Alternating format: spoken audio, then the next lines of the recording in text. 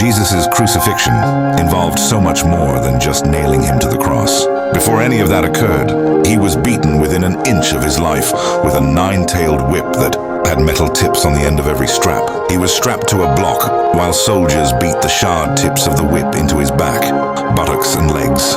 The metal tips would tear into his flesh and then rip both his skin and muscles away as the soldiers pulled the whip back, just to thrash it into his skin again.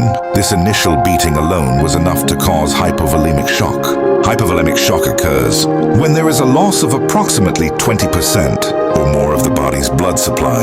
This blood loss depletes oxygen to the body because the heart is prevented from pumping more blood, which contains the oxygen needed. Hypovolemic shock causes nausea, dizziness, profuse sweating, confusion, and loss of consciousness. Yet Jesus allowed them to continue.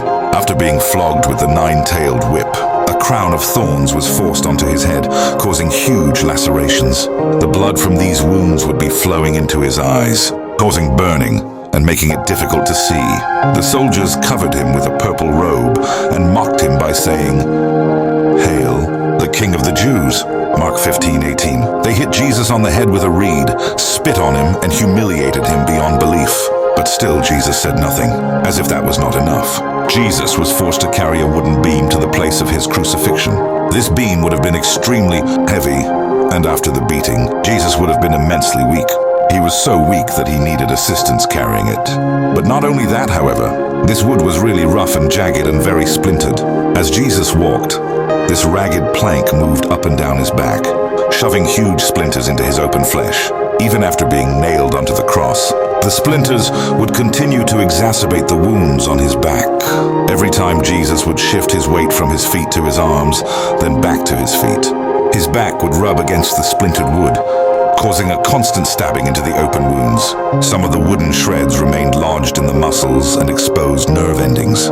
It could even further tear his wounds open. Let's talk about the nails. The nails were driven into Jesus' wrists and pierced the main nerve running through the arm.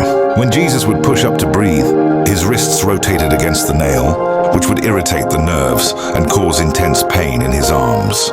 The open nerves were exposed to the thick metal, which produced a constant, recurring, excruciating pain that had to be endured every time Jesus pulled up to breathe. The vertical beam that would hold the horizontal beam was already standing in the ground. Jesus was nailed to the horizontal beam while it was still flat on the ground. This should show you the realm which we reside.